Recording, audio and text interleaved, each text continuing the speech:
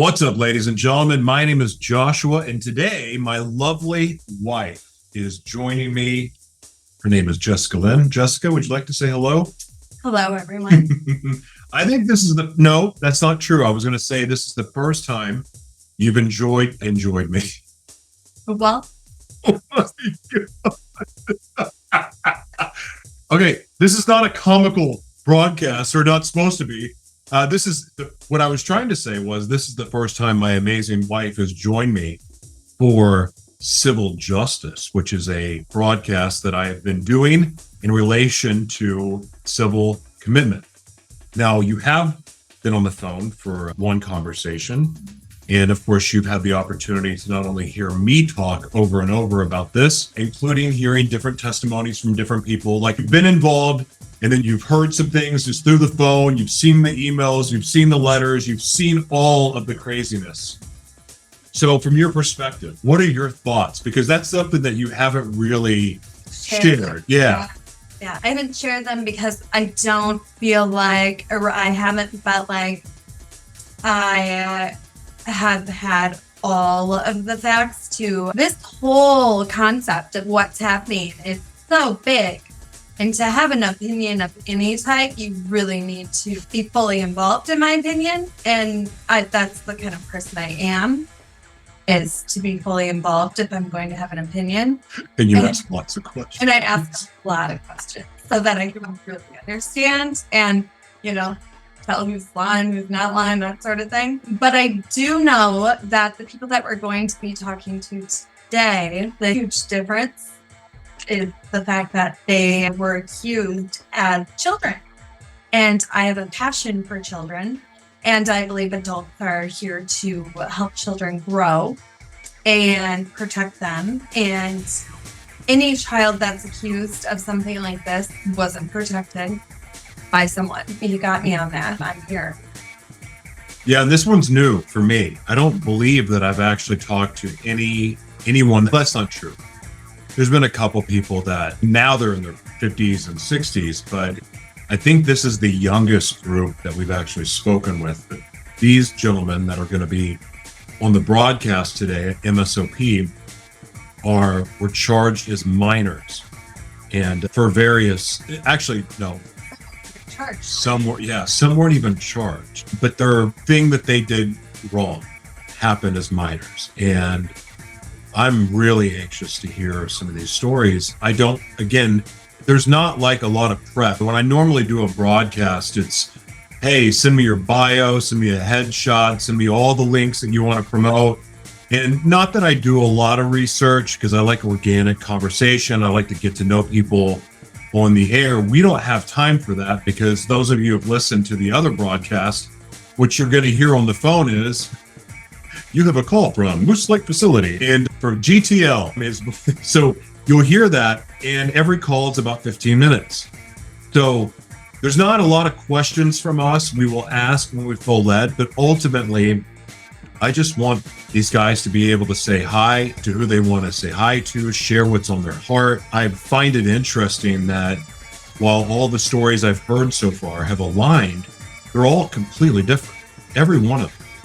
So I'm really excited. And here's another thing too, just to give you some proof, because I know that it's really easy to go, they're sex offenders, or they've been accused of that, or they're mentally ill, they've been labeled as sexually violent people. And I've been on here saying that there's a lot of innocent people locked up. And that was with a guy that finally got out. But now I have even more proof. And I don't want to say the name. I will say the prisoner's name, James Heydrich. But I got today a confession letter, another confession letter of somebody saying that they falsely accused James. And of course, James's story is meant for the movies. In fact, I think all of these guys have movie-like stories. But James's story is fascinating. I got in trouble for interviewing him because I recorded the video. But he's somebody that has a very colorful story, and it's been very hard to tell what's true and what's not. And I got to tell you, I believed him. And now, all of a sudden, all of the evidence is coming out to suggest that he didn't do any of the things he was convicted of. and charged, and even there was false testimonies given. And why is that story we're going to have to say. So without further ado, the phone's going to ring here in a little bit. And I just ask just have an open heart. Again, I'm telling you, try to put yourself in your child's shoes, or even if you are younger, try to imagine what it's like to lose the right to your freedom because you were falsely accused of something you didn't do, and you were thrown in one of the worst prisons in the world. Imagine losing the right to see your family, your loved ones, having to go to therapy that you don't even need, where they mind F you, and just the psychological warfare alone makes these facilities dangerous, but it gets worse. And again, there's so many episodes that we've done now that really paint that picture. But really, when you hear these voices today, I want you to imagine that it's your son, your husband, that is locked up and they didn't do anything wrong. Or maybe they did something wrong long time ago. They served their time and then got thrown back into prison for no reason. I could give example after example. So as you watch, as you listen, please keep that in mind. All right, we're waiting for the first phone call. The first phone call will be happening here in just a second. And thank you for being here. Hey, this is Joshua. Who am I speaking with? This is Joshua. Hey, Joshua, how are you? Can you spell your last name for me?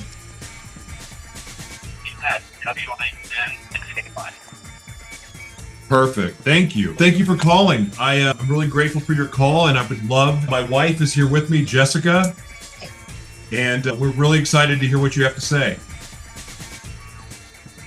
I was recently just committed to the MSOP program. I was actually committed to the St. Peter CPS division of the program, but this place is going back and forth with my judge and trying to tell her that she overstepped her boundaries. I'm 33 years old, from Rochester, Minnesota. I have no adult record since I was 16 years old. I have 2 juvenile offenses of third-degree criminal sexual conduct. I went to Red Wing in 2007 to 2009, where I completed. I was released from Red Wing in 2009. My EJJ was revoked, and I was sentenced, or my adult sentence was issued, which was 60 months conditional release. At that time, I was sent, adult, 5 same or similars. I went to adult prison, and in 2013, I entered the Wino Lakes Correctional Facility Sex Offender Treatment Program, where there I spent 5 years, and I left there in 2018 with a full completion. Upon release there, I returned to Rochester, Minnesota, was in another treatment program called Turning Point Services, where I completed full completion, got certificates and everything. So I've completed 3 treatment programs with no reoffense, no new offense, no adult record, no indication that I was even trying to reoffend or that they are saying or anything like that. That's a new crime. In 2021, I think, they pronounced 2000. Violated on my parole and sentenced to 120 days violation back into the DOC. Nothing for no same or similar. Spent 120 days there, and the day I was supposed to come home, they packed me up and everything. Instead of me coming home, a sheriff showed up and served me with civil commitment papers, and now here I sit. Whoa. So how long was each treatment program that you did that you completed? And how did you complete it? What were the qualifications? You have to take multiple polygraphs in their stages for the Red Wing treatment. It's the juvenile offense or whatever. So you have to do a full disclosure and maintenance polygraph and what's called the PPG. And what that does is it kind of assesses your attraction template. So I passed both of my polygraph and the PPG. Wait, is that where they hook your penis up to a monitor? Exactly. So yes. The penis polygraph. Yeah, it's a penis polygraph. They show you. So what they do, I'll actually you explain it because you've done it. I haven't had the opportunity to have my penis hooked to a machine. It's not that kind. What? So can you explain it to Jessica and the audience, please, what a PPG is? Yeah, so the PPG is what they hook around your genitals. It actually goes around your sac and your penis or whatever, and it kind of assesses, and they show you different weird pictures of like juveniles in seductive positions and stuff like that. And if your penis or your like kind of like if blood starts flowing down there, then it tries to say that that's what you're attracted to, and they use that to come up with your attraction. So they show you child pornography, and then it doesn't. Pretty much. It doesn't. Like swimsuits and everything. Yeah. But there's people that have sexual abuse trauma that have conditions that associated with it that they can't control that. It just seems very wrong and violating. Oh my wife. I definitely agree. Do you mind sharing? Like, how old were you when you had your offense? I was, and I just turned 6. How old was the person? When I considered to be my girlfriends and my friends at the time, they both were 13. Wait. What? Isn't there a 2-year law in Minnesota? I was over the age of 16, and they were under the age of 16, and their parents did not agree that they were okay with me having sex with daughters, so that's how they ended up getting me. They were trying to charge me with 2 first degrees, but they dropped them down to 2 third degrees because when I passed my polygraph, I told them, I was like, I didn't force them to do anything. I'm like, they wanted to be sexual with me. I understand it's against the law, so they dropped it down to 2 third degree criminal sexual conduct, and that's how I was charged. And go ahead. Parents can't even have a say in if their underage child has a sex change nowadays, but they're still holding to this, that the parent gets to, after the fact, decide whether their child's decision was okay or not. That doesn't make any sense. The law is not start charging somebody with a sexual crime, and at that point, my actual public defender brought me to someone told my mom she could not come in there and told me that if I did not accept the plea deal from the DJJ that a 16-year-old, and she told me to go away for the rest of my life. I hope the audience heard that. The phone was breaking up really bad, but basically, correct me if I'm wrong, the judge said, if you don't confess, we're going to throw you in prison for the rest of your life. The public defender said that. Yeah, my public defender said that. She took me in a room and she told my mom is the one that actually three-wayed you here, who can actually tell you more of the story. My mom's very intelligent. She knows all this information, but she told my mom she had to wait outside the room, and the DA and the public defender said, you need to take this deal. They have too much leverage against you. Otherwise, you're going to go into adult prison for a very long time. If that happened to one of my kids, I would lose my mind. Like, that's not legal, is it? To not let your mom, Nope. It's like dealing with the public school system. I have no judges based on this information. When I turned 19 and I realized that they did that, I contacted a couple judges, and they actually said that I reached the limitations of appeal, and that would have needed to be placed in the courts under appeal, and there's nothing they can do about it. Freaking president of the United States and his son is a kid toucher, and like in a vile human being. Yeah, he's definitely a sniffer. We live in the most backwards world I have. Oh my god. Yeah. How? So what are your? Yeah. No, you go ahead. When I was released in 2018, and I completed my treatment in Turning Point, Rochester, Minnesota, with Roxanne as my therapist, I actually applied and I actually received my parental rights back. I don't have custody, but I have my parental rights back. And my daughters are both 12. They're twins. My PO, the county, everybody Actually, I got partial custody of my daughters back. They were coming to stay with me every other weekend.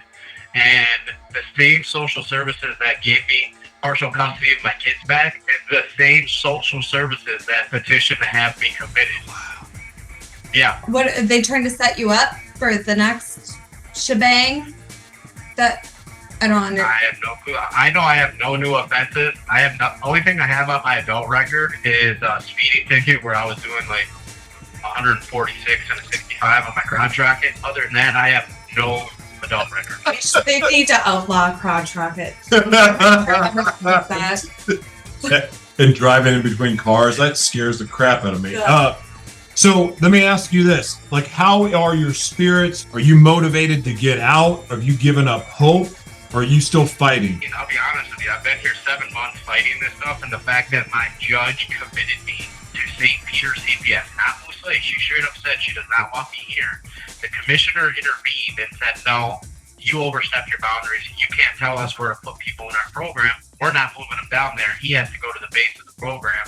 That crushed my spirits, and then actually has me like not wanting to do anything really, to be honest with you. But for my kids and my family and for my mom, who's stuck by my side, and all my treatment staff from the past testified on my behalf. I even had 2 therapists from this place, 2 therapists from MSOP testified on my behalf that I did not belong here, and they still committed me. Really? So I still want to get out.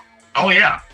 It's unheard of because the therapists have never testified for people, but my therapist said she felt legally obligated to testify on my behalf because I've completed 3 treatments. I've never reoffended. I've passed all my polygraphs, and they still committed me based on the fact that they said that I had a course of harmful sexual conduct because I have 2 offenses as a kid. Bullshit, though. It's bullshit. It's not. You were 16. You were 16. Kid. This stuff goes on all day long, every day, and it's just the difference of some dip. I don't want to talk bad about people, but some idiotic parent saw a 2-age gap. You maybe didn't like your hair, your cologne or something, decides, screw that guy. I don't want him dating my daughter. So, no, I don't want him banging my daughter. So you're going to go to civil commitment. That seems fair. Yep. That is a screwed up. And I'm not going to say my victims because they're not mine. I don't possess them. But the girls that I had victimized that I was charged with them, they were asked to testify. They contacted my mom and my sister and said, hey, these people are trying to get us to testify against Josh and say that we think he needs to go away for life, and we're not okay with doing that. They refused to even show up to the court hearing. Wow. They shouldn't. Wait. Oh, but they're minors, so they don't have to show up. That's why it didn't get thrown out? They're the same age as me now. They're 30 years old now. Hey, listen, I know this is the first time we've talked, and I don't believe in pumping people full of hopium, but I can tell you that collectively what's happening there is getting so much more interest, and more people are paying attention to it. More people are waking up to it. Keep the faith, man. Keep the faith and don't give up. Like I'm telling you, there's more people in fighting the fight for you guys. Amen, man. I appreciate that. If you guys have any more questions, like some more details you need, my mom is on the phone right now and she's listening. She needs more questions, and obviously I can't call back or whatever, but because there's people waiting for the call. But my mom, her name's Kathy. She's very intelligent. She can tell you everything you guys need to know. And Kathy, you can call us anytime. Joshua, Okay, bless you, man. We'll talk to you soon, bro. Yep. Thank you, guys. All right. Client is a most like secure treatment facility. To accept this free call, press 0. To refuse this free call. Calls are subject to monitoring and may be recorded. Your calls will not be connected. Thank you for using GTL. Hey, Josh. Yes, sir. Who am I speaking with? Hello. How do you spell your last name? A-M-A-R-Y.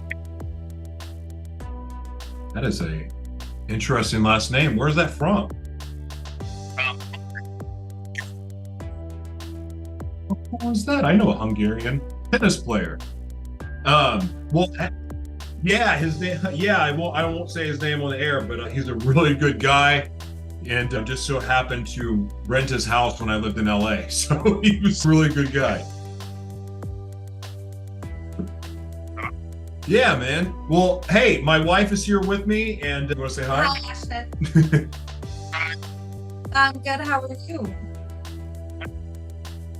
Yeah. I would imagine. Well, listen, man, we want you to take the floor is yours. You can say hi to anyone you want, share what's on your heart. If we feel led, we'll jump in and ask a question. But honestly, the floor is yours, man. I'm willing to answer the question.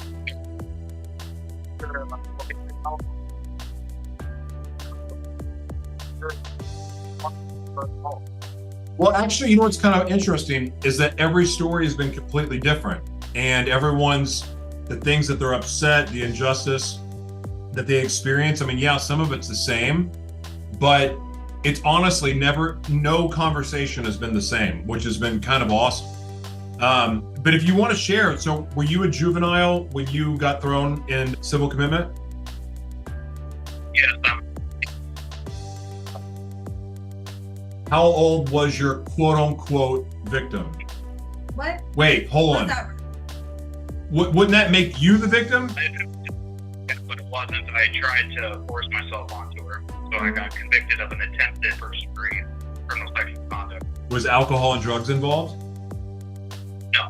Okay.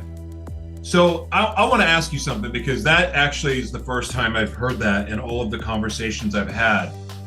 Tell me about the place that you were mentally, what was going on in your life, and kind of what fueled that aggression, if you don't mind me saying that. Okay. Well, at that time I was already on juvenile in treatment at Academy. You ever heard of that? No. It's a juvenile facility, and it's a good place to go to. It helps you and stuff. But when I went there, they helped me realize that all the stuff I did was wrong, because when I was offending against the kids, I didn't see it it wasn't seen as a crime. It was just sex to me. But then when I went to treatment and realized what I did was wrong, I had really low self-esteem about myself. I kept calling myself a monster, a pervert, a pedophile. So at that time, so when I was 16, I just had really low self-esteem about myself. I felt like that I was a worthless piece of shit. And no one would love me. So they told me all the stories at Alaric, what happened to go to prison. It, made me feel like I committed like the most heinous thing in the world, like I'm the worst person in the world. Why did you? Can I ask why you felt like it was just sex? You have 1 minute remaining. That is the 5 minutes. Oh, okay, call back, Brennan.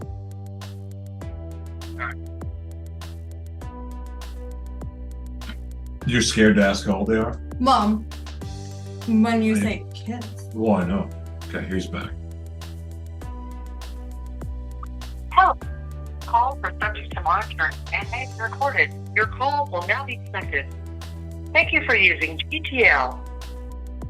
Hey, Ashton. So I want to get this question out of the way, because you said the person, but when you were 13, the person was 16. But then No, 16, they were 18. 16 and 18, sorry. And then, but you mentioned something else about, like, you didn't know, you mentioned kids. How old were the kids? I was 13 at that time. Youngest was, that's when I committed because when I was 16, I was already on juvenile probation. Right. And, and that 13, between my ages of 11 and 13, some kids, the youngest was 2, the oldest was not. And were you diagnosed with a mental, because you said that you didn't know it was wrong. No, I did not at that time. What was were you abused as a kid? I mean, can you just be real about where you were coming from? And you have to understand something. Like, I was molested as a kid. I've been through this, and we have 2 young ones that we're very protective over. But I also understand that, I don't believe people are born this way. I believe that things happen to them, and they're either groomed to be that way, or circumstances, or mental illness. Can you just kind of speak openly and kind of share where you were at back then? Like, how did you not know that was wrong? Right, yeah, I got no problem sharing. I I saw my parents have sex when I was 3 years old, so I started mimicking it with other kids at my grandma's daycare. And as far as sexual abuse, I never was. Not by, I was never a kid, an adult never abused me or anything with other kids. How did you see your parents having sex? Like, how'd that happen? I woke up and I heard noises. I saw the door open, so I went and investigated. All kids are curious. I investigated, find out what was wrong, and that's when I started mimicking it at my grandma's daycare. And then then when I got old, and I just continued doing that with other kids when I got older. And it's not like they teach you about the consent or rape in school or anything. So plus I've heard 20-year-olds dating 40-year-olds. Plus my grandparents on my mom's side were 5 years apart, or 8 years apart. Grandparents on my dad's side 5 years apart. So okay. That's just why you have to talk to kids about sex. This is this is true. And listen, I want to make this clear, man. Like, obviously I don't support what happened. At the same time, like, I remember being exposed to sex really young, and being curious myself, and I don't want to, trigger, so I'm going to be very careful with what I say, but like, I can understand that. Like, there's weird things that happen. You see sex. I remember overhearing my dad cheating on my mom with somebody when I was young, and being exposed to sex. And like, I was a chemsex addict. I mean, I did some awful things. So, I mean, being sexualized that young, yeah, you're going to mimic your parents' everything. You can't even say fart knocker without your kids going fart knocker, because they want to do what you're doing. God. Let me ask you something. In all that you've learned, and all the treatment facilities that you've been in, and all the programs, what you learned, if you were talking to parents, you are talking to parents all over the world. Yeah. Dude, you get to call back, right? Please call back. We got to finish this conversation. All right.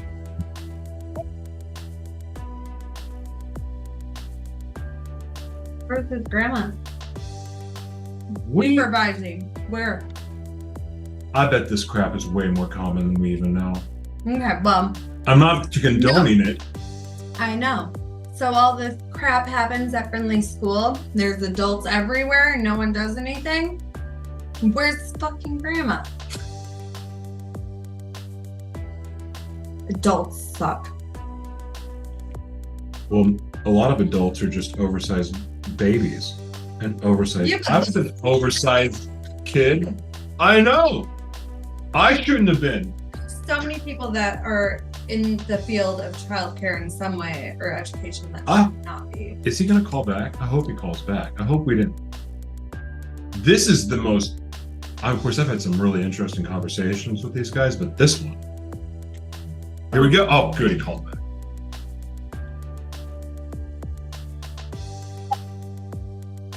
Subject to monitoring and may be recorded. Your call will now be connected.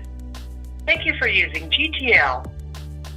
Welcome back. I want to finish my question, and then Jessica has a question. So, of all the things that you've learned in your training, what would you tell parents out there? Because I'm not going to back to it. What would you tell parents out there about how they can best teach their kids about sex, and also how to avoid situations like what happened? Like, what advice can you give? I would tell parents that they have sex if there aren't, make sure you lock the door. Don't just close it, but lock it. That way they can't open it. But and as far as it seems simple enough. yeah, and then as far as teaching them about sex, I don't advise kids to know what sex is or any of that until they start going through puberty, when all those changes and those thoughts come into them, and then that's when you sit down and teach them about safe sex, the STD, pregnancy, the condom. Right. 100%. However, I will say, if you do not talk about things at all, that's when the bad things can happen, because the kids don't know, like you didn't know. So what irks me is that there are adults in charge, but they're not protecting. So I don't know what your relationship's like with your grandma, but where was she? She was upstairs. We were down all the basement. Down in the basements where we had all the toys and stuff at her daycare. So she wasn't watching you guys? No. Okay, well, No, that's a she, problem. Right. He did. That oh, I bet a doctor can. That's all I got from her. And then she would leave you downstairs still after? Yeah, after the talk. And once you're at that age and you've had your genitals stimulated, that you just want to keep stimulating them any way you can, and that's even pre-puberty, because once you feel that, like being molested the first time, it hurt, but it also felt good. That's a mind F. Like, it's a mind F to experience that. And so this, I know. Thought they enjoyed it or something, or they thought it was wrong that, yeah, it hurt, but it felt good at the same time. And I know some people were shameful about that. It's like a drug addict. Like, they know it's bad for them, but like, it's an addiction. Ultimately, like, if you don't have the mental capacity to, or strength to stop yourself, then you're in trouble. And if no grown-up is around to protect you and teach you, then you're in real big trouble. so let me ask you this. I don't know if you can answer this. I don't even know if you could answer it honestly. I don't even know if it's possible. But was it, when that happened, was it that you were attracted to, or was it just like one of those curious things that my penis does this, so I wonder what happens when I do that? Like, you know how people, when you're young, you're exploring, trying to figure things out because no one actually has like a real honest conversation with you about sex. It's always something weird, or they throw you a Playboy and go, those are boobs, or like whatever it may be. Was it attraction, or was it curiosity and like, what does this thing do? Talking about when I was a kid myself? Or Yes, yeah. More like curiosity. Because I didn't know what it was or what I was doing. I just know, oh, this feels good. Yeah. I continue to do it. Wow, it is. That's you being a victim. Just so you know, you were in a childcare setting and nobody was protecting you. You are a victim. Dude, no I one never would thought teach of it you. that way.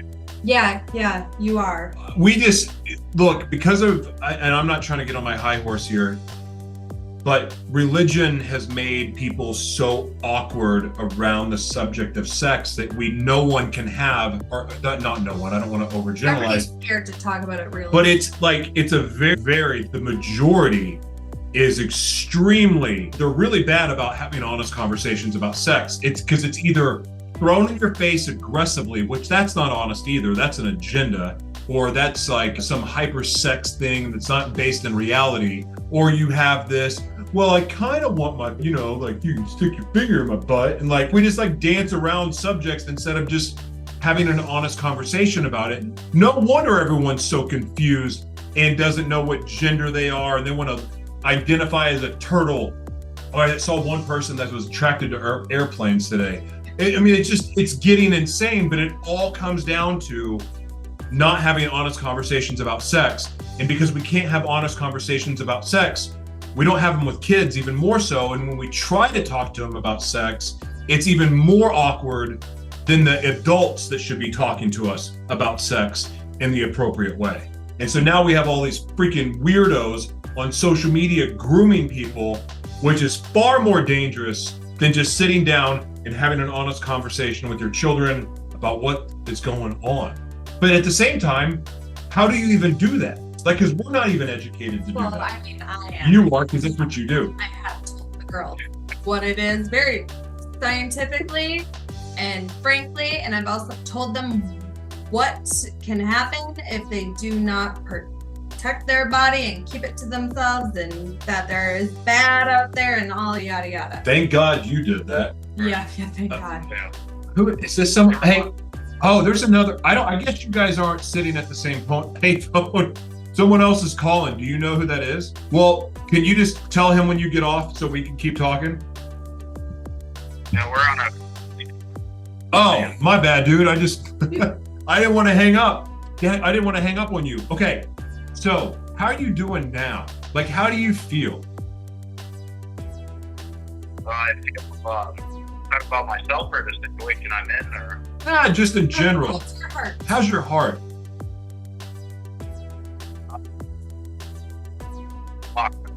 away from my family, way past my sentence. I'm 31 right now. I feel a lot of resentment towards the legal system. I don't feel angry or sad about myself anymore. I don't see myself as a monster. I see myself as a human being who did a bad thing. Have you? So I would imagine. So how long have you been locked up? What would you do with yourself if you were out tomorrow? Well, I would move in with my sister and mom, and then and look for a job and save up for my own apartment, our own place.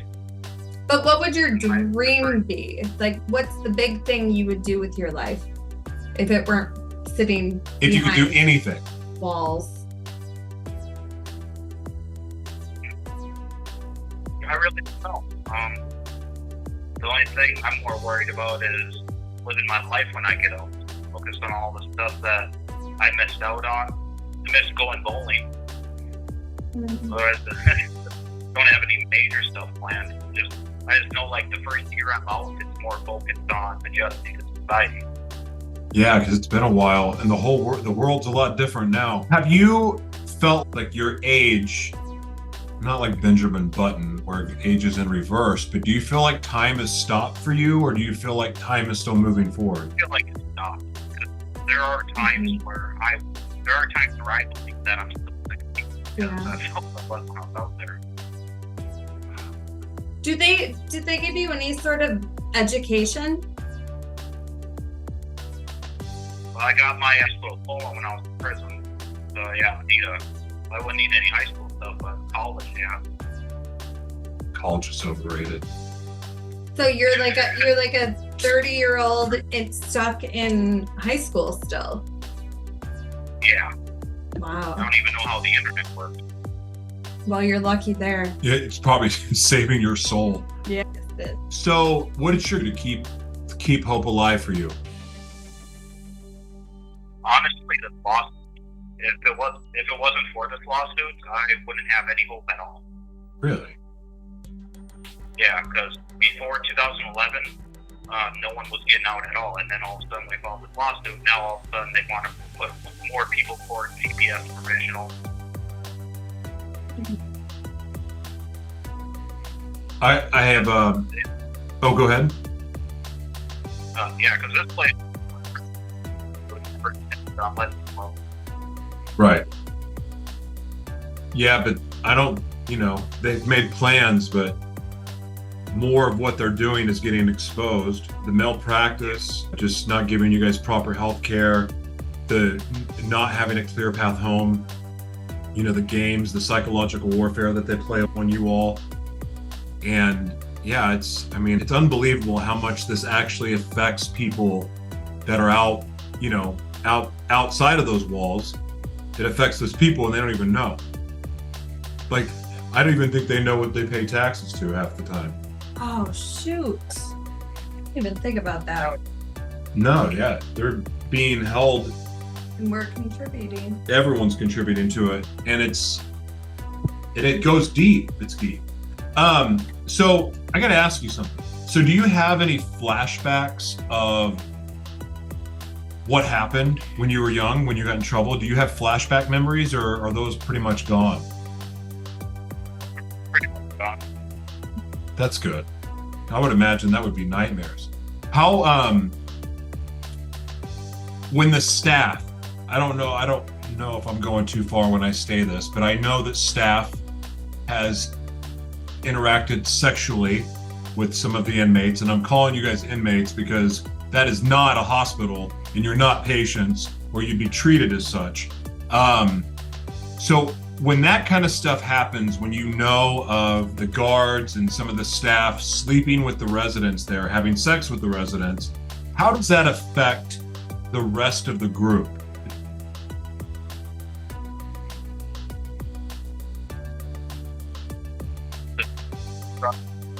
And on top of that, if that stuff happens, this place doesn't talk about it. But if a client is then they'll talk about it. Public school system again. It's like the public school system. Ah, Holy crap. wow. Wow. So what do you do all day to, I know that they have therapy and they have therapy in quotes. Like, tell me, like, what is your day like? Watch a little bit of television, walk, play some dice, go to the gym. Oh, you have a gym? Yeah, we have a gym. Oh, that's nice. Well, I mean, Yeah. it would No, be it better is. than nothing. I'd lose my mind. Yeah. So what's the worst part about it? Worst part of being here. Yeah. Waking up every day and just being in prison. Got the same stainless steel toilets, stainless steel seats, beds, things, everything. It's all prison. How- Have you ever seen a TV show called? No. You have 1 minute remaining. That's where the jail gets people go to prison undercover to find a world of drugs. And a lot of the participants said, one of the participants said the environment gets you, makes you aggressive. And I agree with that. What's therapy like? We were having 2 groups in the module, but now they closed that, or they closed the modules, but now we just got 2 groups for 2 hours apiece. And so far, whenever I go to a group, it's more complaint than anything else, not to mention lots of clients dread a lot of stuff over and over. Yeah, I've heard about that game. Do you want to say hi to anyone before you get cut off? Yeah, I just want to let everyone know, the offense that I committed, the offenses I should say, is wrong. I take full responsibility for it. I don't blame anyone for my actions. I did deserve the prison time, but I did not deserve this. Thank you for using GTL. I agree with that. Yeah. It takes a lot of strength to admit to what he's admitting to. And it takes a lot of knowing that you're in the right with the stand you're taking to be able to take the stand and admit to something like what he admitted to. So, yeah. Well, I remember, this is going to sound so awful, but I mean, I would feel wrong for not saying it. But I remember like being a 4 or 5 year old kid seeing my mom's boobs, because and I already knew to like them. I mean, it was like boobs, and I'm 43 and I get excited. But I don't know. I don't have any education or training in why that was sexually stimulating to me. I have no idea. Like, as a kid, and then when you notice that and you recognize that there's like something to it, every pair of boobs you see. It's not human nature. Like, that's how we're designed. We have another call. Hello.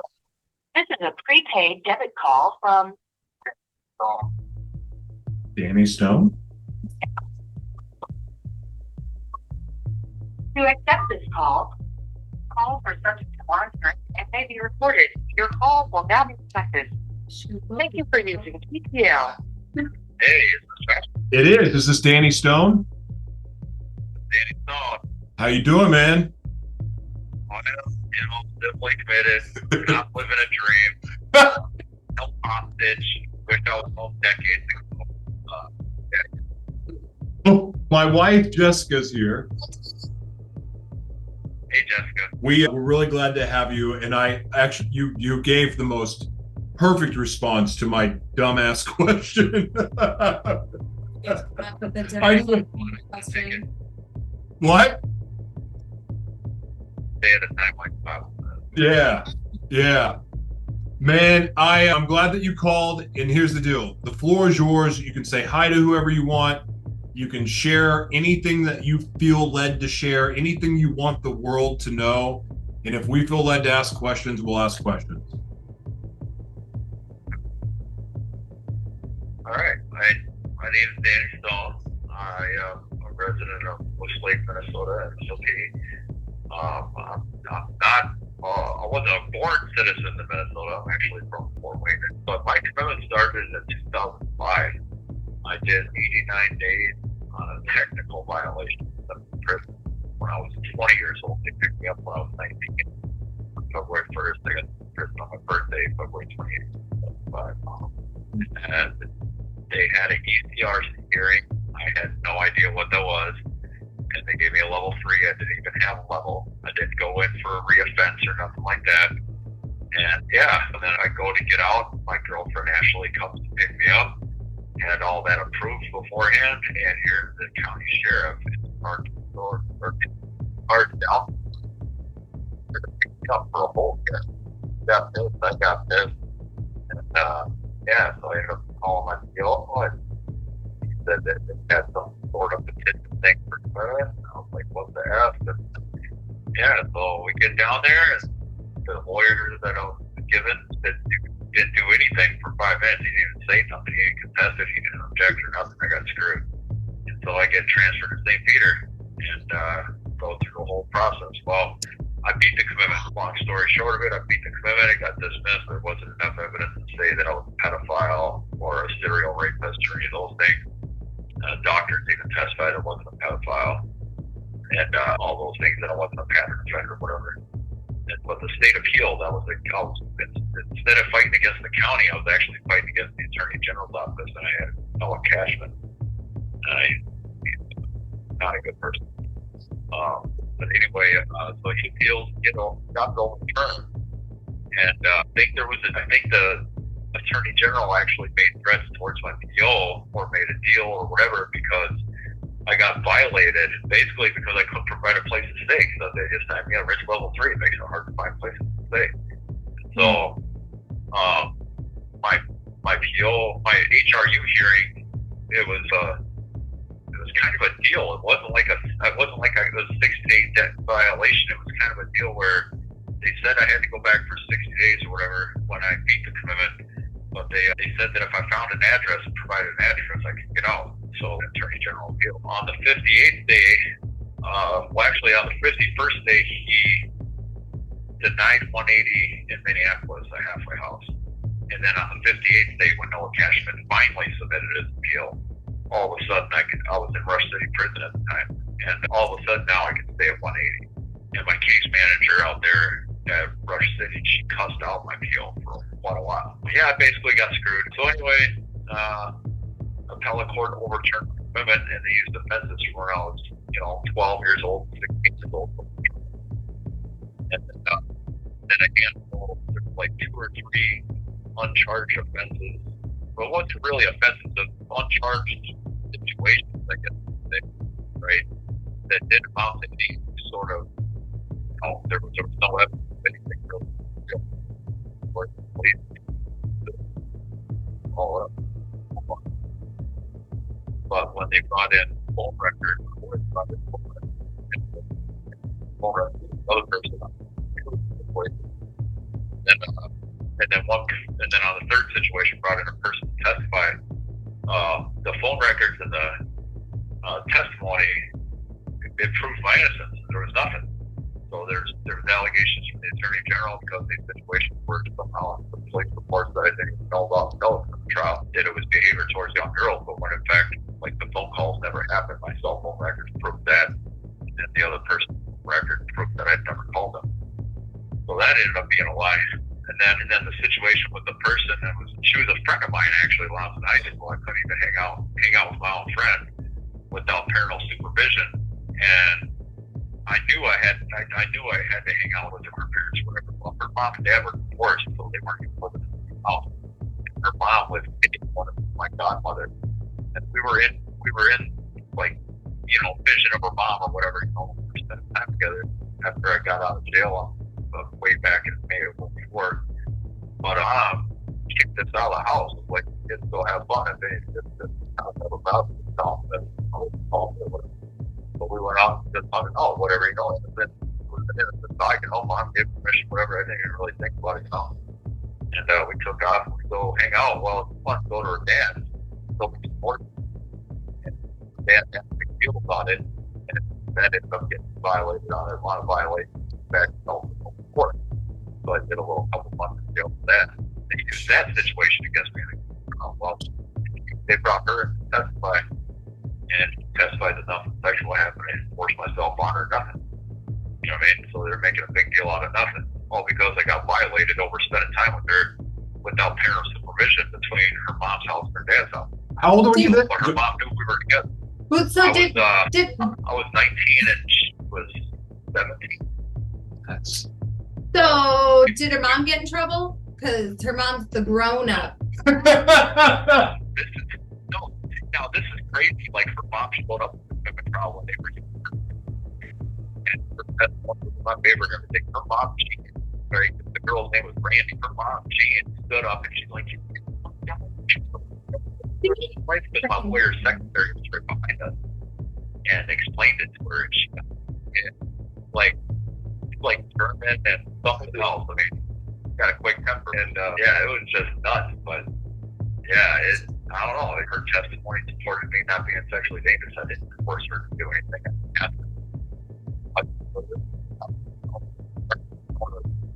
Like Minnesota when I was 7. I met her back when I was 5. You know what I mean? Yeah. So we weren't exactly the same age, but we were close. So I was hooking when I was 16. I was hooking up with 22-year-olds. It's that I lost my virginity on purpose. I was 14. She was 21.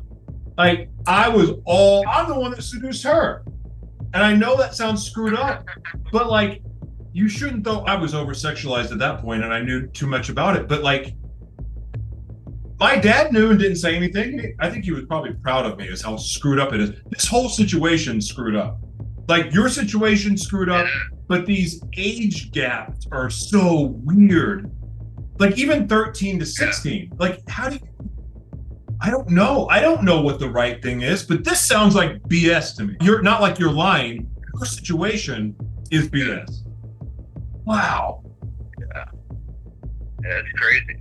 Crazy. I wasn't a sex offender when I was 12, right? I completed treatment. I wasn't sexually motivated within my treatment. I wasn't sexually motivated. Therapist felt that.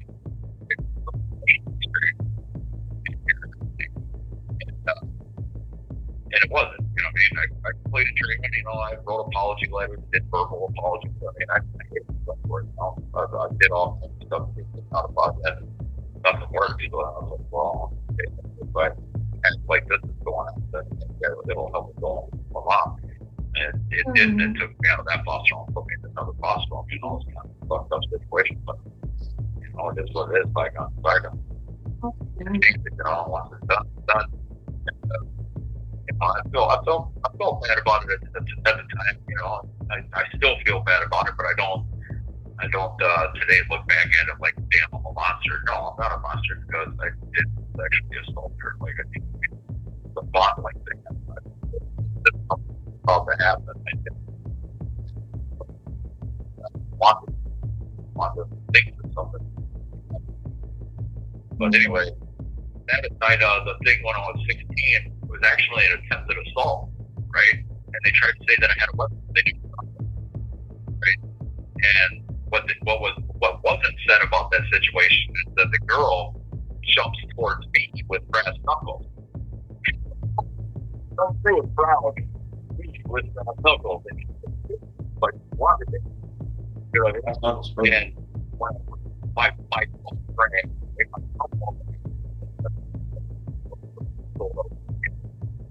My cell phone rang and somebody was calling me that wasn't in the crowd, because there was a crowd. There was 20 people on my side, 20 people on her side, and somebody was calling me that wasn't in the crowd. I reached in my pocket, pulled out my phone, and some idiot on her side thought that I pulled a knife out. I didn't even have a knife on me.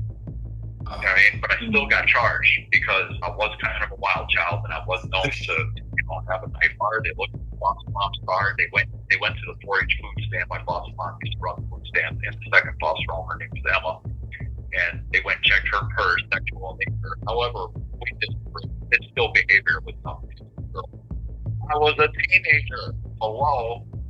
Like a teenager's not allowed to talk to other kids. Boys and teenage girls don't always get along. How many times do college kids leave to the high school parties that they just graduated from? Or how many high school kids go to the frat parties? Oh yeah, I did that. Yeah, I did both. And that's what you're explaining. So when I tell the, I'm speaking, go ahead. I'm just going on a rant. It's okay. It's your time to talk. Yeah, it's your time. Sorry. I get all worked up. But I mean, like, I know what you mean there, right? Like when I was 7, You have 1 minute remaining. and like I sold a lot of weed over it. I was over there. They called me up and said, like, "These donors, bring us some weed." But and that's what brought me around. That's what brought me around a girl that used against me. I was 18 years old. I committed a third-degree sexual conduct. We got dismissed later, right? And they still want to use that against me. I was 18, but there's a lot of doctors now that are saying that anybody that commits a sex offense from ages 12 to 18 is juvenile offender. And that case is dismissed. I've been exonerated of the charges. The charges aren't even on my record. But for committed offense past the age of 18, ever. I was a senior in high school even. Like, I was still in high school. You know what I mean? So, Wow. it's just, yeah. 21-year-old daughter, she gets her point. Thank you for your You gonna call back? No, Daniel told him 15 minutes, but We barely got. I want to do like an hour-long interview with him because we just now all of a sudden got to all the crazy stuff. And I don't want to, like, when I say that, you have to understand something. I'm a shock jock by heart. So I love wild conversations. So I'm almost forgetting that he's locked up in a shadow prison and all of like my instincts started to kick in. I'm like, well, now we're getting in a conversation here. Forgetting about what's going on. But that sucks. Yeah. That's another. You shouldn't be there. Kids are kids. And in my opinion, it's the responsibility of the adults to watch, teach, and observe the children until they are adults, or even maybe after if they haven't gotten it. I am like, he's funny too. I see him, if he gets out, I would love to work with him and teach him how to broadcast and podcast, because there's got to be, because I want to also, like, I think he's probably also doing the work, and I don't think he wants to stab people still, but I don't know. No, he's funny. Like, I'm laughing, and it doesn't sound like a serial killer. All right, another one. This is a free call from client at the Moose Lake Secure Treatment Facility. To accept this free call, press 0. To refuse this free call, calls are subject to monitoring and may be recorded. Your call will now be connected. Thank you for using GTL. Good evening. Good evening, Steve. How are you? Yeah, I'm going to call out with the fact that I don't have a lot of phone time because I've been out of work, so I'm using 2 5-minute free phone calls. So I'm just letting you know that ahead of time. Okay, that's all good. Spell your last name for me, though, brother.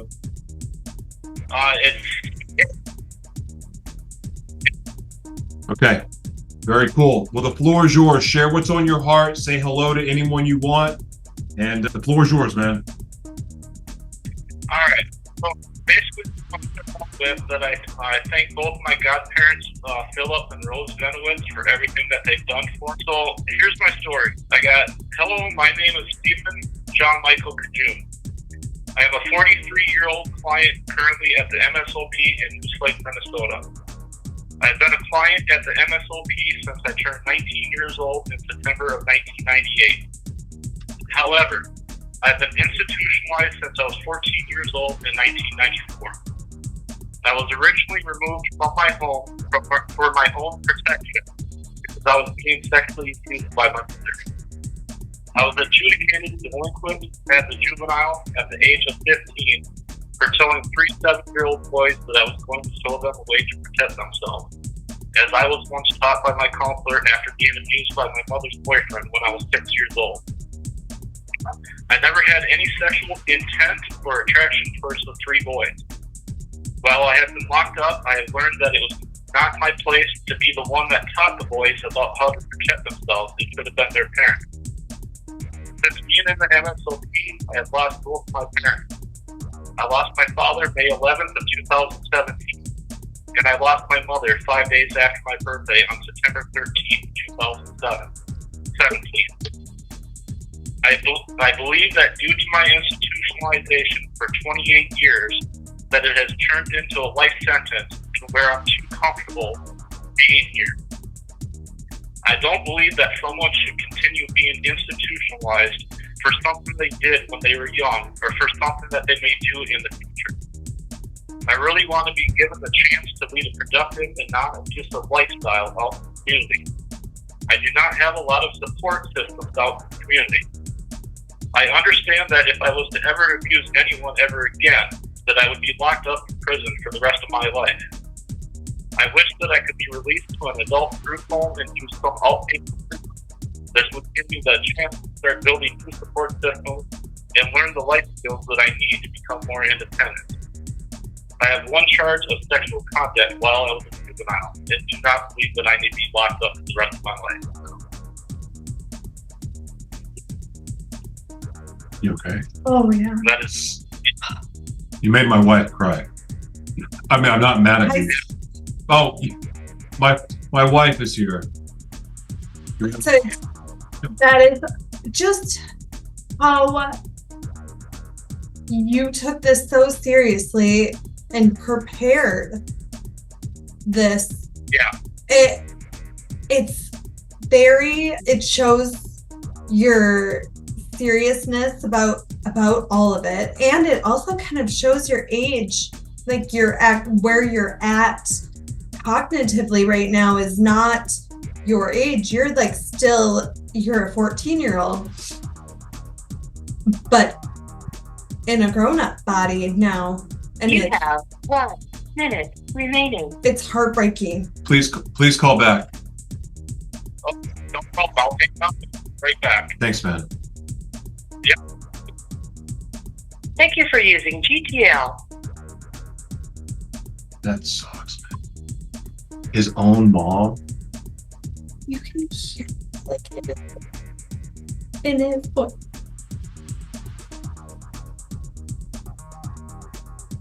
Okay, this is not what I expected from you. Sad. Really sad. I know kids that have been through some trauma and they would be in this situation, and I know their hearts and I know that they wouldn't deserve it.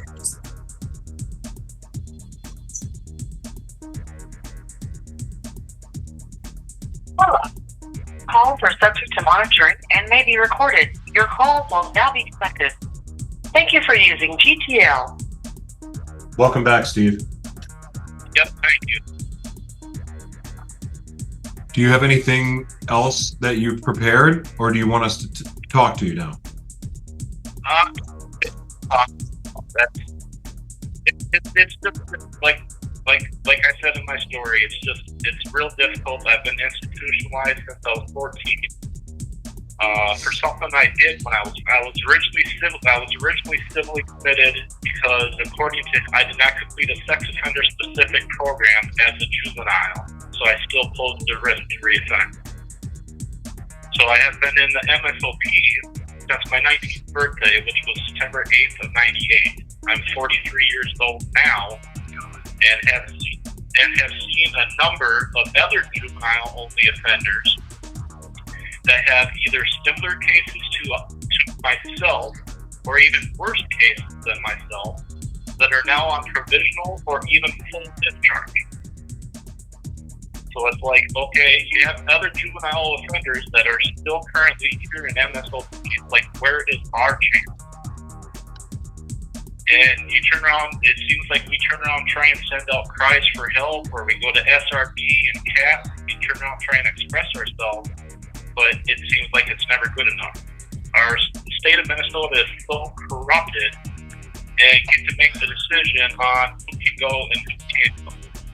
And it's pathetic. It's time for our stories to be heard. And I thank you guys for listening to my story. Basically, right now, since both my parents have passed, my maternal family has pretty much gone their own separate ways.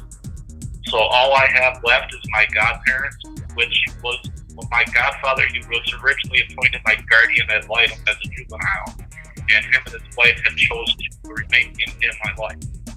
They're getting close to their 90s, so they ain't gonna be around much longer. So I ain't gonna have no outside support pretty much whatsoever. And as most people that know the legal standards and everything, that's one of the main things that SRP and CAP looks for on releasing people, is whether or not they have any outside support. So, Steve, I want to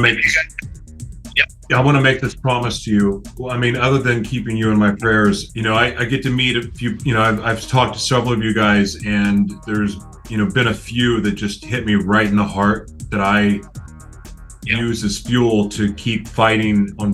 I can only do so much, but like we're fighting, but there's a lot of other people fighting. There's new people coming into the movement to fight for you guys.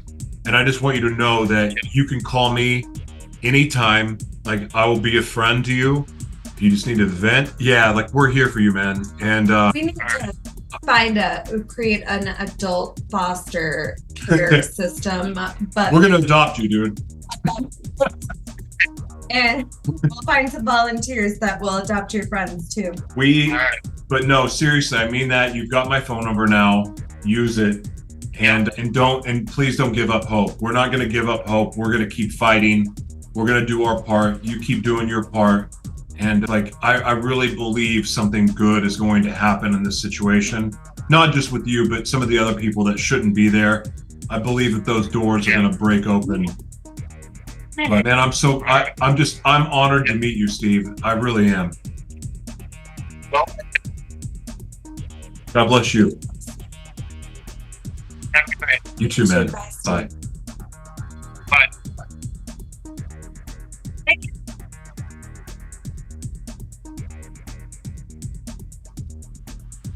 I'm serious. A foster group of people that are empathetic, that know how to help people like this. It's like teachers that work with kids with special needs because of their passion and they know they can help. We need to develop an organization like that for these guys, families, so that if somebody doesn't have support anymore, there's a source to look to. I like him too. Weird. I would make a horrible counselor. So you adopt everyone? Well, yeah, because I wouldn't be able to keep. I don't know what it's called. I called it the iron wall, but Stonewalling. yeah, is that actually a psychiatrist thing? Yes. I don't even know. Not giving any emotion. It might be not talking to the person too, I'm not sure. Hey, on a side note, I don't get paid by these people, but this is literally, I know I went to their website today because I was like, I wonder if they have an affiliate program or something, because this grape prime drink. Okay, so do you remember Kool-Aid and how awesome Kool-Aid was? Like on a hot summer day, there would be fresh, cold Kool-Aid, and my grape was my flavor. I never liked fruit punch, I like grape. And that, obviously it's horrible for you. It's like the worst thing. And so then mom goes, well, sugar's, gonna make you a crackhead. So we're gonna get a Crystal Light now. And then you get used to the aspartame taste. No one's calling. You get used to the aspartame, but then you're like, well, it stays with calories and it's not going to make me fat. So then you just get used to the diet stuff. Okay, so then you can go buy regular grape juice. But grape juice, that's just more sugar, right? This has been the one drink that I've tasted that is great. That is as good as grape soda. What is it? Welch's grape soda? No, that's the grape juice. What's the grape soda that's really popular? Fanta? No, that's no. Do they have? No, Fanta has a grape too. But anyway, my point is this. This grape drink stands on its own as the best grape drink of all time. All time. Better than Kool-Aid. And it just so happens to be good for you. Well, can I try it? Well, no, it's water just now? water now. Well, I guess Because my mom was woke back then. I think she knew about the dye in it, so I didn't get. But I did get Crystal Light. There's no dyes in this. There's nothing bad in this. In the cola drink, I have this one today. This tastes like Coca-Cola that's not carbonated, but it tastes good. It does. Yep. Well, I like Diet Coke, so maybe Yeah. trying that. All right. Well, we'll have another one calling here in a bit. Client is a Moose-Link secure treatment facility. To accept this call, press 0. Calls are subject to monitoring and may be recorded. Your call will now be connected. Thank you for using GTL. Hello. Hey, Lincoln, what's your last name, man? Will you spell that? B-R. Oh, Brown. Sorry. Okay. Well, welcome. My wife Jessica's here. Hi. Well, we're very happy to have you. The floor is yours. I want you can say hi to anyone you want, share what's on your heart, and if we feel led, we'll ask questions. Okay. Yeah. Yes. Wow. Yep. So if you want to guide me through it, I guess first of all, I put hello, mom and dad. Coordinating this whole thing. There's now fun. I want two sisters and my brother. And yeah, those are the people that have stuck by me through all of this. So hello. 30 years? Yeah. Are you numb to your environment? Yeah, you sound very at ease and like almost light, like peaceful. Are you at peace? No, you read my little diary. I was dead and put on this kind of mask. Sound like this, but no, I'm not. I'm not at. I've got a personality. You don't sound like a villainous type at all. You sound like you're in a very sane state of mind. Well,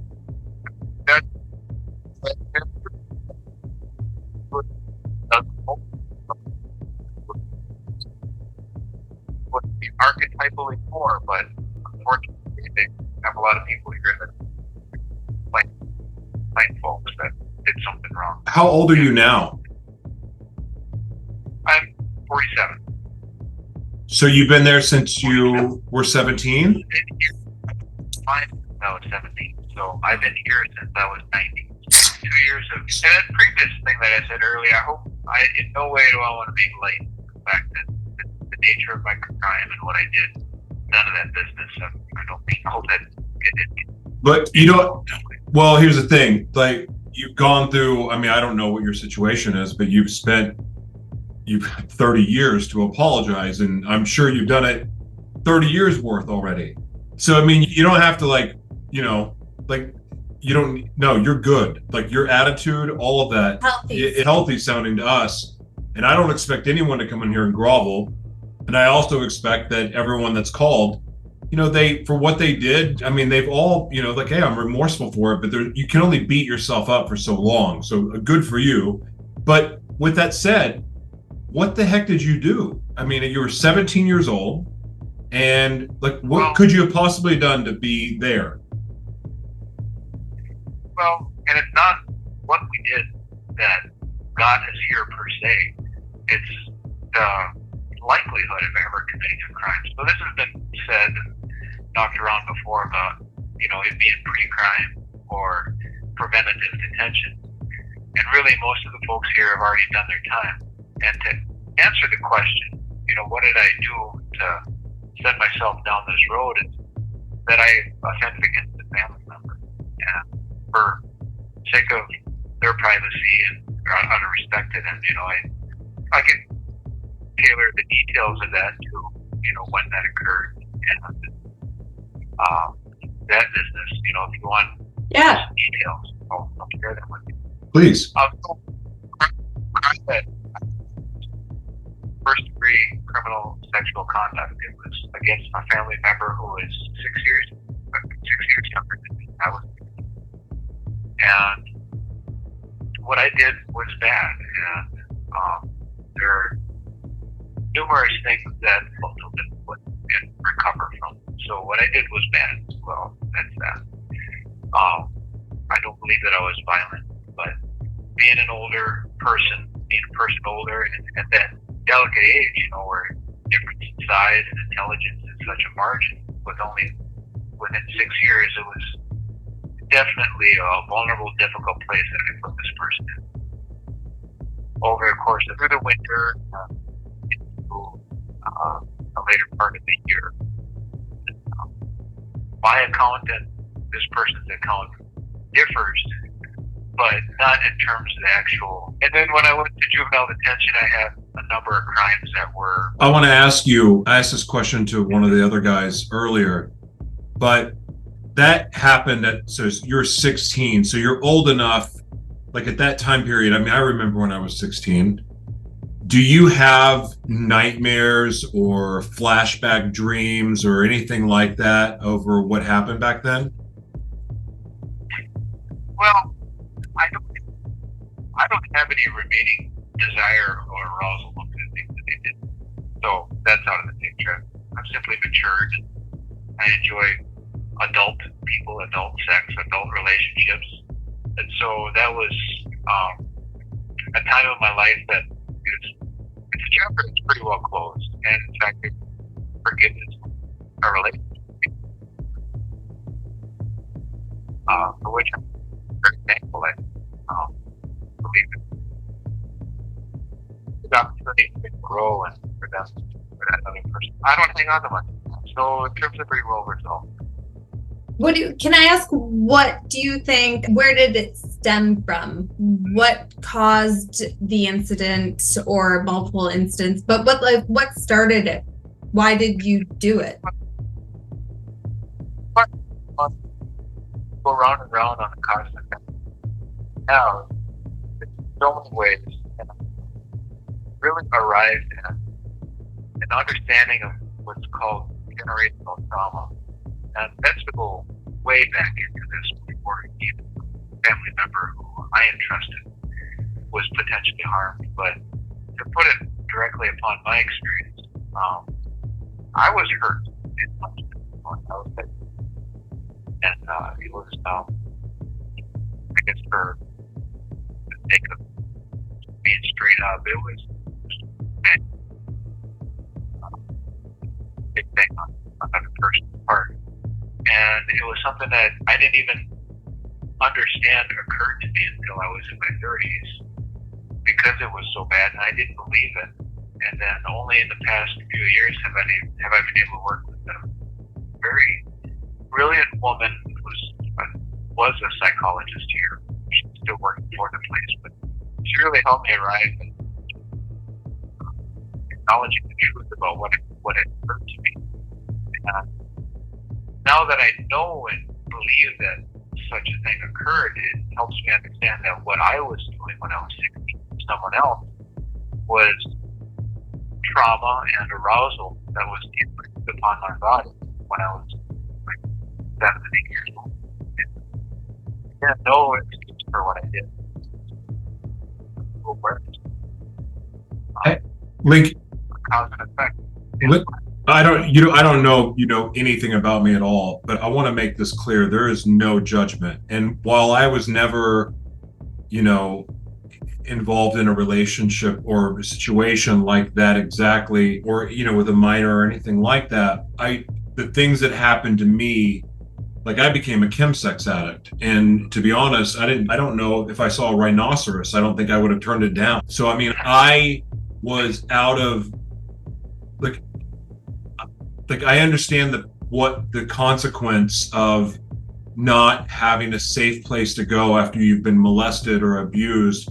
I know the consequences of that, and when you're scared to speak and use your voice and say, hey, I had a penis shoved in my ass and another one shoved in my mouth, and it hurt like hell, but it also felt good, and and they told me they were going to beat my ass if I said anything. Like, when you're told that as a kid, you believe the people threatening you. And when you don't have a safe place to go and you keep that inside and you don't know where to put that, it's a mind F. It screws with you. It changes you. It changes your DNA. It changes your brain. It changes everything. So like, there is no judgment. And so I want you to know that you are safe to speak freely. And again, I appreciate the questions. Yeah. No.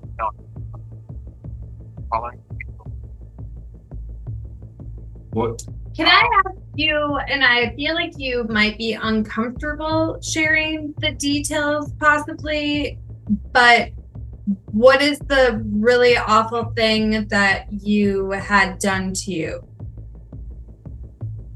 Well, it's something that I'll keep to me because it's just bad. I'm not here to shock anyone. So I'll just share with you that it was sadistic behavior on someone's part, and I was a little person. We'll leave it at that. That's fair. I get it, man. Let me ask you this. What would you say? I mean, I know that you guys don't have access to the internet, and like getting news is sparse and all of that stuff, but all that you've learned going through what you've gone through, what's the message? It's a two-part question. What's the message that you would give to parents that have children? And then what's a message that you would send to our younger generation? Well, that's a fairly big question. I don't know much about parents. So all that in my time here. So I guess all I can do is speak to the people who I'm very proud of, my brother and my sister. And I can only say to those parents that I know that You have 1 minute remaining. have done very good by their children. And I'm very glad that things that happened in our family didn't pass on. To those parents, specifically my siblings, I'm very grateful for how they've been. Towards the youth, just have my little journal out here running out of time. And if given the opportunity, I would just read a poem. So if I got to call back, I will. It's an important thing, I think, for people to hear. Then call back, please. Call back? Yeah. Okay. Well, I'll call back right now. Okay. Perfect. Okay. Bye. Can't tell if he wanted to keep all the details like not said, but I'm like a detail person.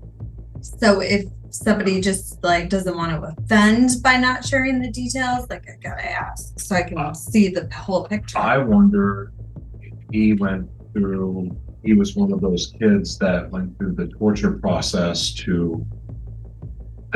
was getting,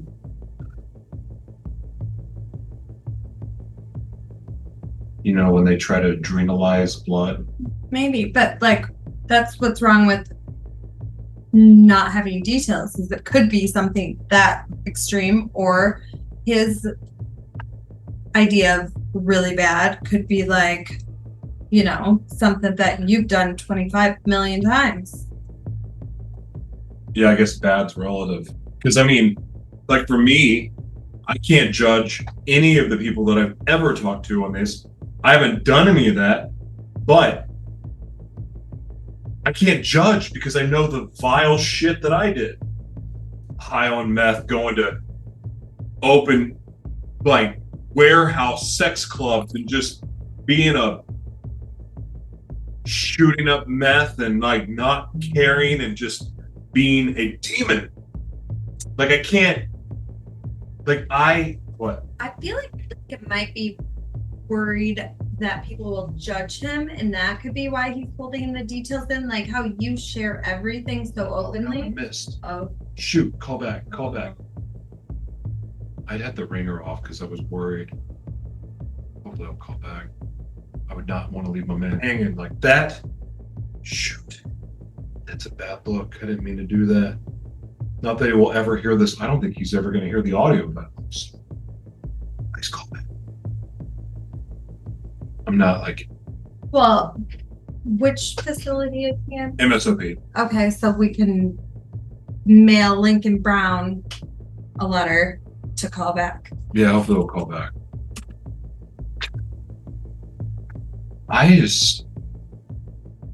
Every one of these stories are so different, yet they're same. And then in every one of those, instead of like what they do, it's almost like writing it's the equivalent of writing a blank check but it's a therapist saying, writing, and you go to civil commitment. And every one of these should be handled individually, separately, and you have to look at all sides of this because some of this is common sense. Oh, dude, call Like back. a prescription, the government's prescription. And just dosing them out without any reason. Oh, you could have a bug up your butt that day and you're in a bad mood. Like, screw you looked at me wrong. Okay, here we go. Hello. Calls are subject to monitoring and may be recorded. Your call will now be connected. Thank you for using GTL. Hello? Lincoln, you back? Sorry I missed your call earlier. Was talking to Jessica. Yeah, it's not very subtle, is it? Yes, I'm here. Okay.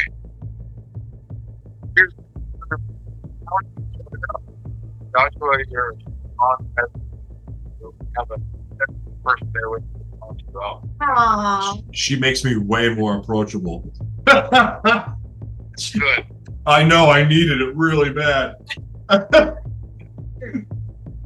She has definitely made me not soft, but she's taught me to love, and I've learned how to be a good dad, good partner. She's been awesome. Well, Lincoln, my background is in education, and I was really good with the troubled children, the ones that the teachers couldn't handle anymore. They came to my office, and we would like bond, just talk, and I learned how their minds worked, and I could see what was done to them, the damage, and I can't see how a child who's clearly been damaged how can you treat them as an adult when they weren't even protected by the adults that were in charge of them, and they haven't gotten to a place where that they can even be cognitively able to know that they're making such a life-changing decision. Yeah. The idea of justice.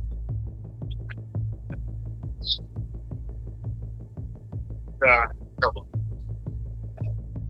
Hey, Lincoln, I don't want to go. I apologize in advance for going back to the question about what happened to you.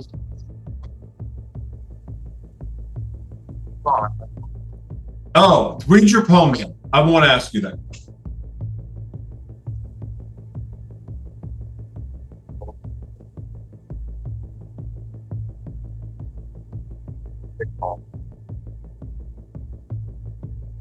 What we call justice is called 1,000 years ago. When my great veil had justice,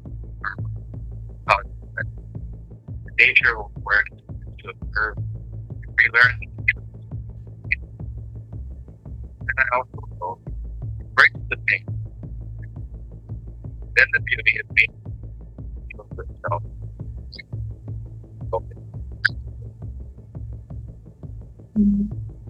of what we know.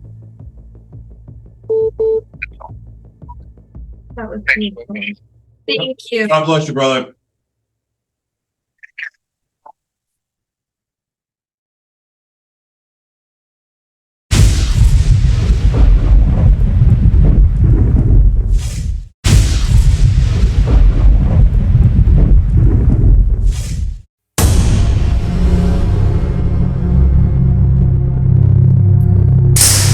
Client is a most like secure treatment facility.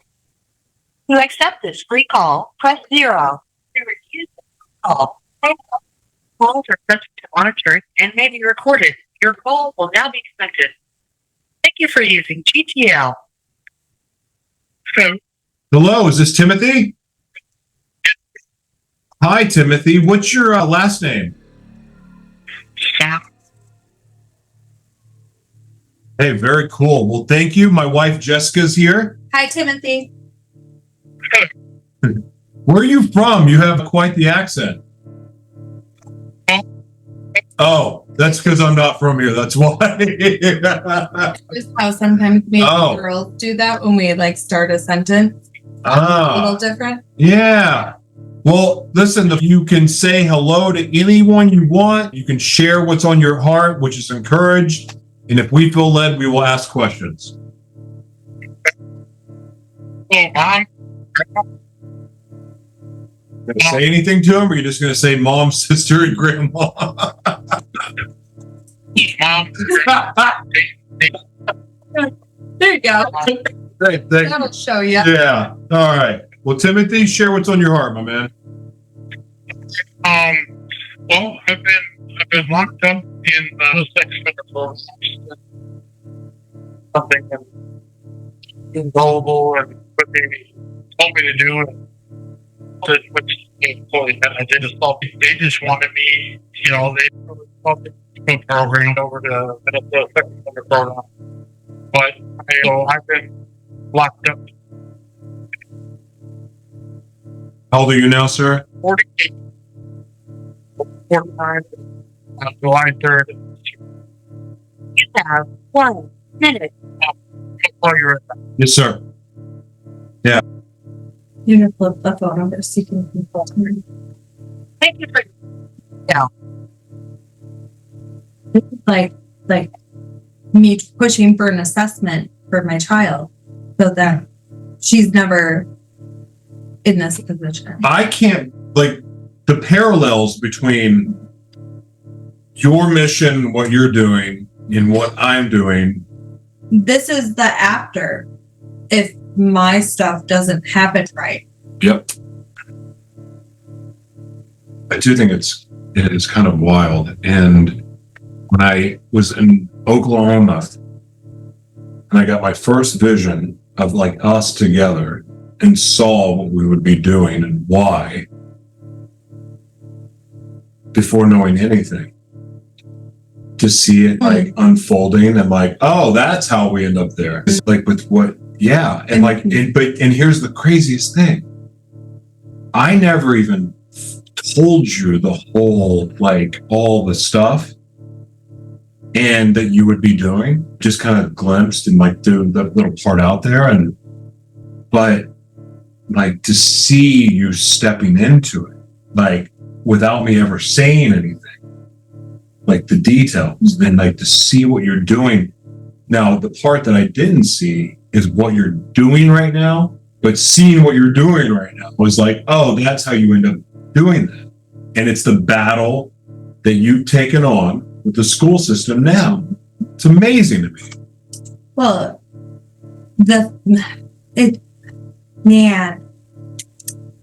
kids that don't have the abilities to protect themselves need to be protected by the adults in Hello. charge. Thank you for using GTL. what the number is. What's that name, number? No worries at all. Well, welcome back. I got to tell you, like you've been there for 30, you've been incarcerated essentially for 33 years. Wow. Go ahead. Have you ever been diagnosed with any sort of disability or anything mental, physical, emotional? One of the psychiatrists ever, she turned around and she took that diagnosis off of me, and I don't agree with that it was taken off. You But can, I also have what is so it needs to be like abnormally large. 7 feet 2 inches tall. Wow. They weren't long enough. wow. One of the things with myself syndrome is my body doesn't produce enough natural testosterone, so I have to get a shot every 2 weeks for the rest of my life. Wow. So were you always bigger than all the other kids? Or did it take till you got older? Before that, I was like the rock everybody, but before, at that time, I was like, I want to say I was like 4'7", 4'8". I was at the You had to buy your clothes. That would suck. Like every week. That's bad. my mom's still, still alive or something for me, but I'm like for a lot of that stuff. But at the same time, with me being in here, you don't like following them. You have 1 minute remaining. It's gonna have 1 minute. With that, I'm gonna be quiet. Can I call you back? Yeah, of course you can. Hold on. All right. Right with you. Bye. That they had 2 free 5-minute calls, and then the 15-minute call that's paid. The order that it happens is I don't understand. Oh, Yeah, that's messed up. they're. So Well, you don't know no, if I you're don't. gonna get the important stuff out right away or not. Well, I don't know if they know because he clearly didn't know. He's like, wait a second, a minute. So, yeah, the ADHD, which is commonly misdiagnosed with autism, Oh, I literally thought he was autistic. and Not talking smack. well, the No. situation that got him in trouble was wanting to please his peers and being coerced or manipulated into doing it, which is he probably wasn't most likely able to read what was actually happening and that he was the pit of the joke. Like it was to humiliate him. In his mind, he thought he was like the cool kid. Are you going to ask him if he's able to pick up on social cues? No, he was still telling us about the second thing. I was going to see if he'd start talking about any other stuff.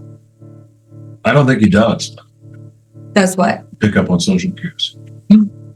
See? Well, this is this is why bullying is such an issue that needs to be addressed, because there are so many underdiagnosed kids in the school system that teachers are just annoyed by because they think they're normal and misbehaving, when in reality, they cognitively cannot decipher things the way, and socially, physically, the way that other kids do. So it comes out of them inappropriately because they don't know what's going on.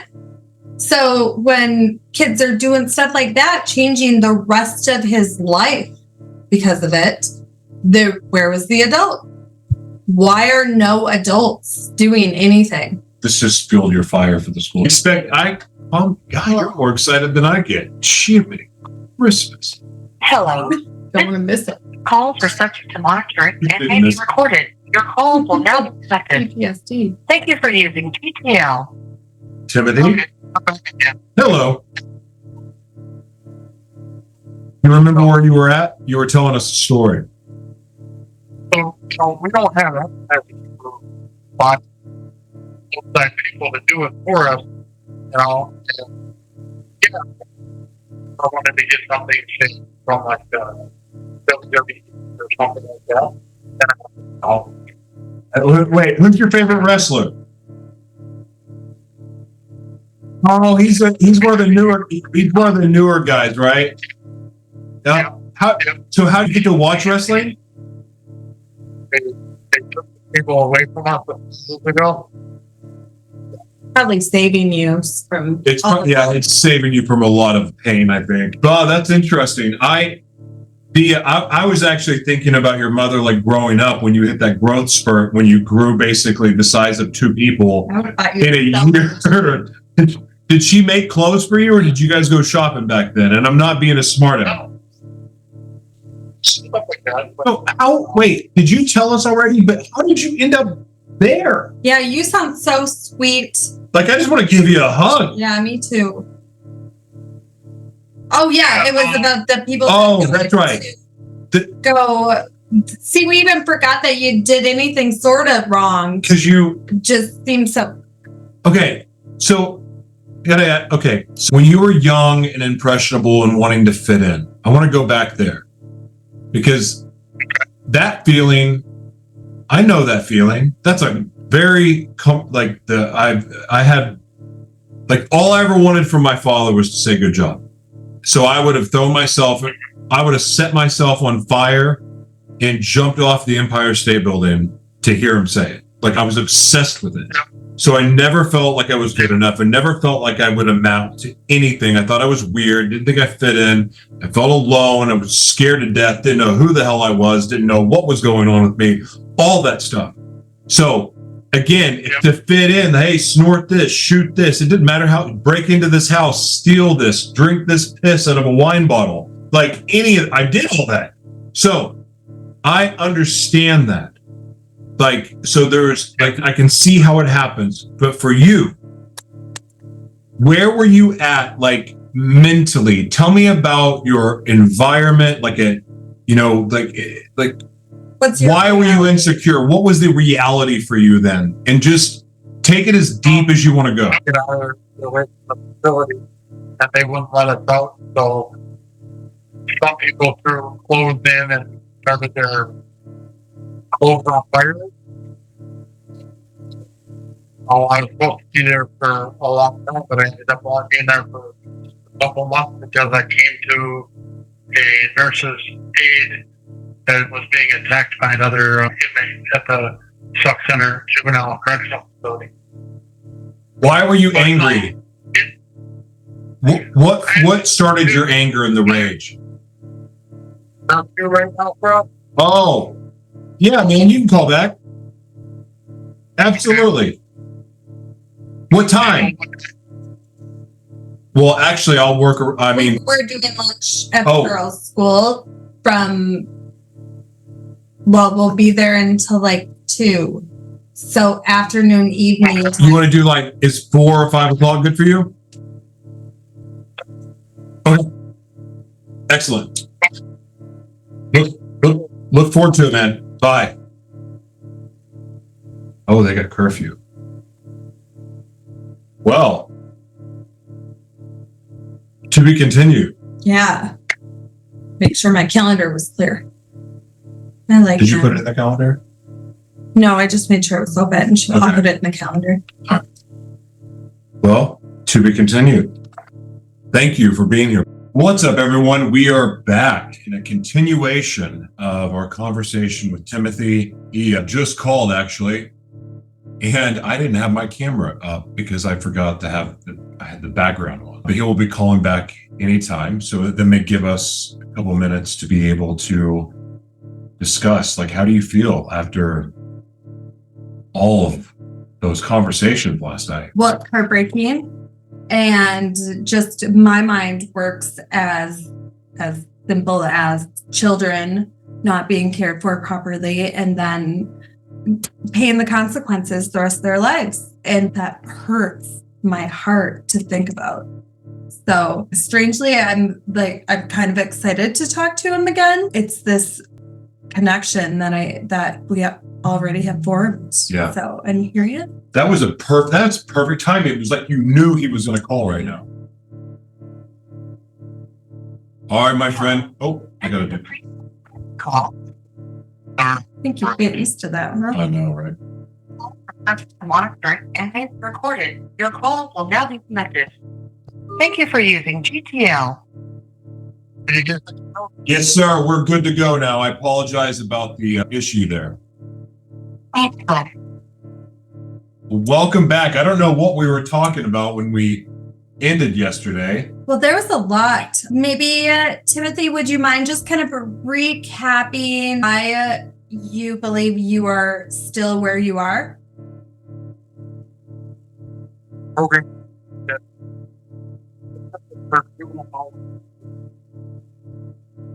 Sounds just like my kid's school. Why do you think they don't want to make accommodations for you? So they just want to continue mistreating people rather than doing the work. It would be intensive work to accommodate all of the people that are being mistreated because of their physical ailments and disabilities. So they just don't treat anyone right. Oh. One thought in my lungs, breathing from the sides of it, and he goes, probably. Hey, let me ask you something. Are you sitting on a specialty cushion by any chance? Have you had any redness on the back of your legs or your butt? Did you say yes? Okay, I don't know. Go ahead. Okay. All right. So I'm so glad that you said this, because this is another thing that I'm going to send to the Department of Justice, because here's the thing. From a very practical standpoint here, I'm going to maybe bore you with this information. But what you're risking right now is a decubitus ulcer. A decubitus ulcer they come in all shapes and sizes. There's more serious levels of it. But like if you get to a stage 2 or even a stage 1, that can be scary. But progressively as it gets worse, it's one of those things that becomes chronic. To heal a decubitus ulcer, odds are you could have to have a flap surgery or something like that. Let me give you an idea. When I got out of that industry, a flap surgery was $300,000 for a month stay in the hospital, because that's what's required, and to heal this wound. And there's a 92%, or it used to be, that's what it was then. It's like 92% fail rate. In other words, you got to do it again and again. And with you being over 7 foot tall, how much do you weigh?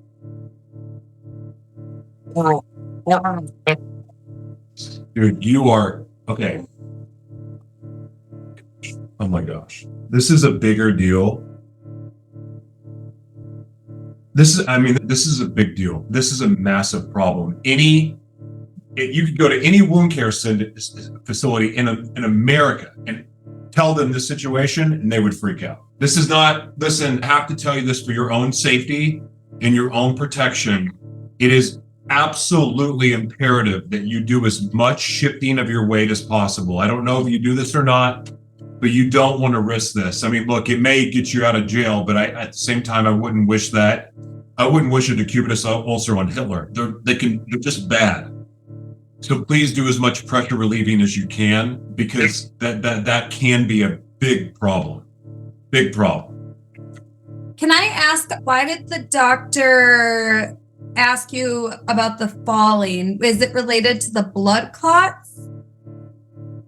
What? Wow. So why are you falling? I'm sorry to get back to that, but what is the... Do you have neuropathy by chance? Oh, you've got a lot of stuff going on. Wow. I would, well, I mean, the thing is too, I mean, yes, you need to be in a cushion, but the cushion doesn't do any good if you're not seated correctly, and the wheelchair has to be fitted for you appropriately.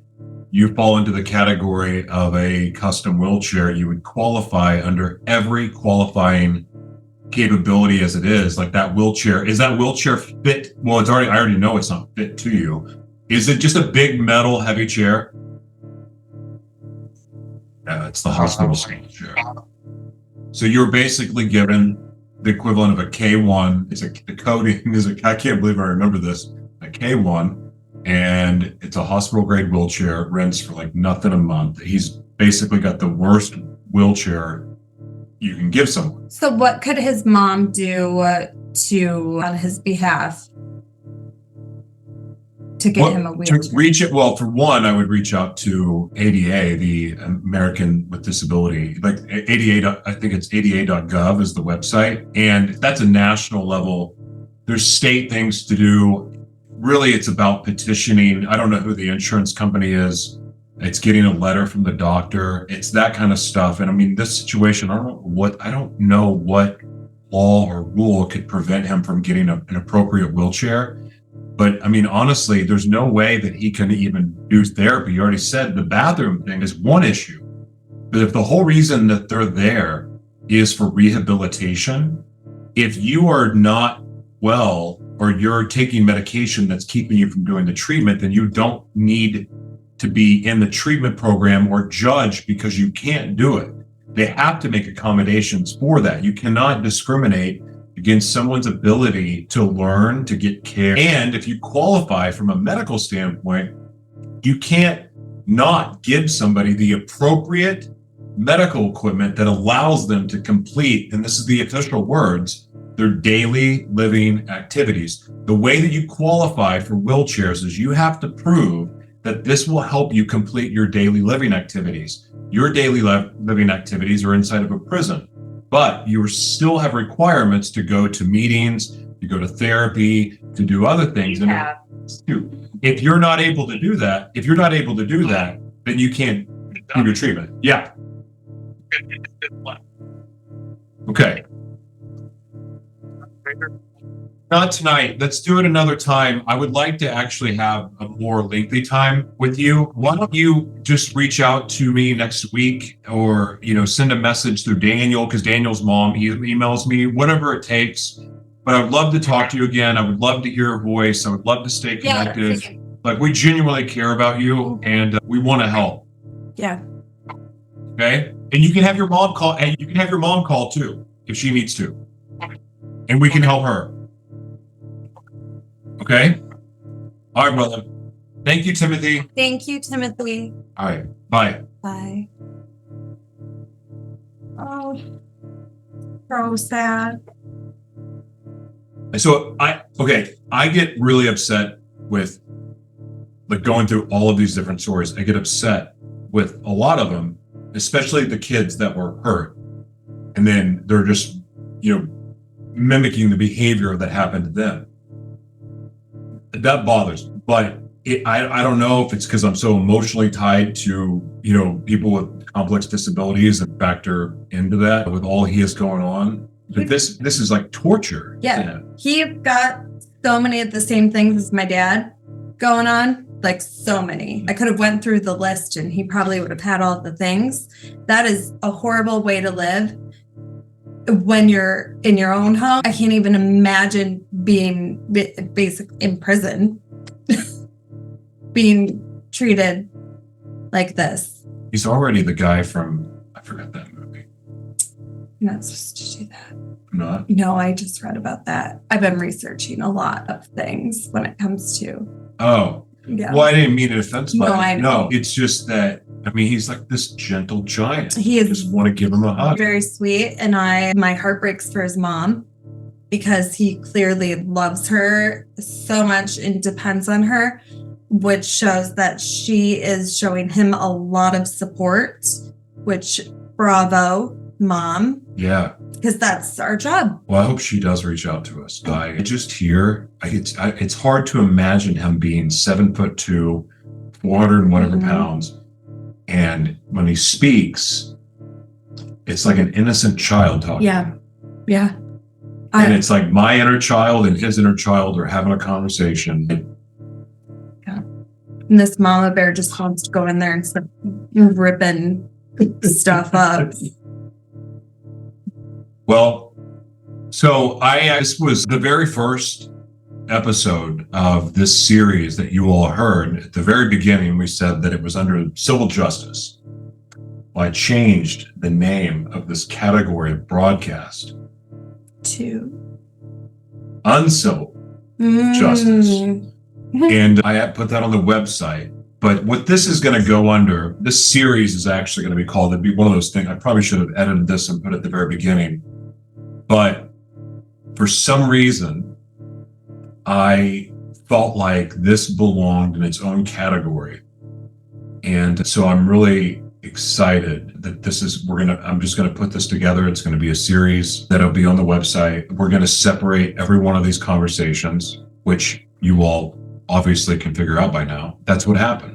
So I pray that people listen to this with an open heart. I ask this with every one of these conversations, but I really mean it, because have a heart. Like, these people are worthy of your prayers, of support. I mean, like, just heart support.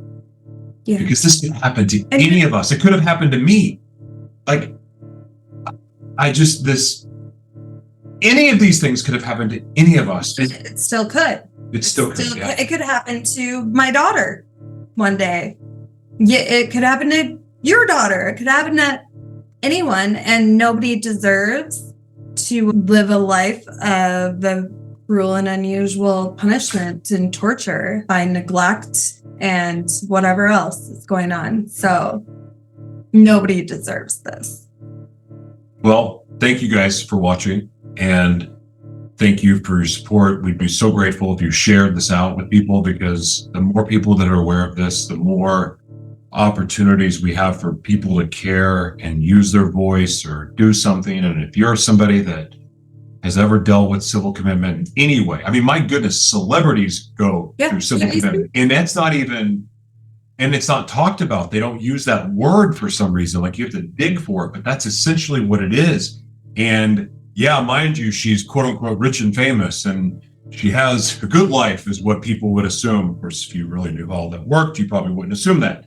But she's got a handler. She's got somebody that controls her. And that's what the judge released her of. The reason why it was so hard for her to get her freedom is because civil commitment is slavery. It is slavery. And there's obviously worse cases of it, which these men are dealing with. But this affects more people than you know, and it indirectly affects all of you. And I hope that this 6-part series helped you see that. You have anything you want to say? I have found a new passion, and I hope we get to do more. Oh, of course we do. We were in this fight. I'm not going to go quietly. Yeah, we don't. Because these people, no. And these people are worth fighting for. God bless you. Thank you for listening, watching.